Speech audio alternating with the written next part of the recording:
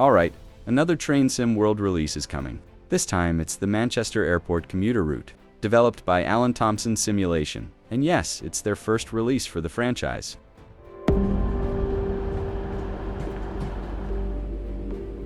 Now, normally a new third-party team joining the TSW ecosystem is something to celebrate.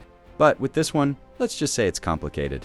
A lot of complaints about how they act with things like support, being a very loose term for what they call help, and many other complaints on Steam Workshop. That being said, let's break the article down and see what we get in terms of gameplay. The route itself covers 27 miles from Manchester Piccadilly to Alderley Edge, with branches via Stockport and Manchester Airport. It's based on a real-world network that's genuinely busy and important for commuters. But at 27 miles, it's on the shorter side, and it's hard to ignore that it's launching at a full price of nearly $30.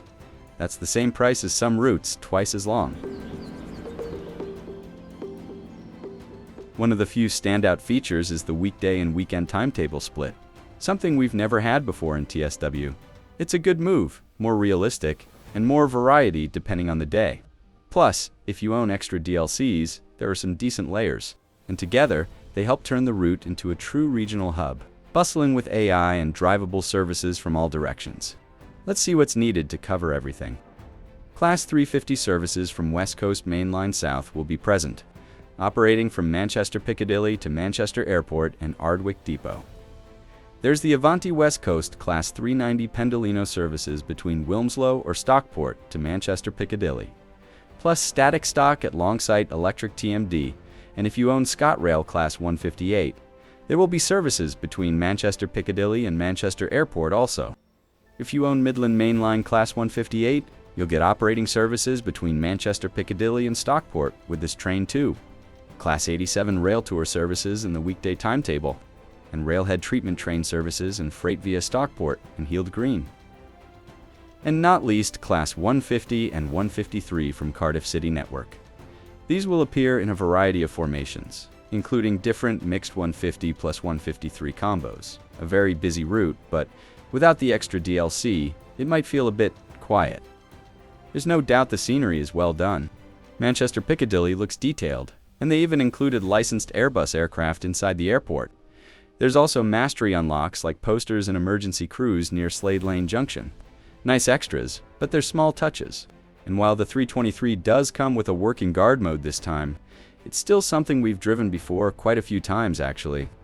What's interesting though is the missed opportunity here. Introducing Class 195 or 185, 185 already created by them, for Train Sim Classic. Now, there's always a chance that the 195 might come later as a Loco DLC, and if that happens, it could add some real value to the route. But as it stands, it's hard not to feel like they played it safe by reusing existing stock and do the same cash grab like on previous releases. The price is going up as £24.99, $29.99 and euros. Also players on Steam that own Train Sim World 5 and Glossop Line, which also features the Northern Class 323 running services hour of Manchester Piccadilly, will be entitled to a 20% discount from launch for 2 weeks. In conclusion, maybe we'll get the Class 195 as a DLC later, but at that point, it'll feel like they're just monetizing what could have been in the base pack.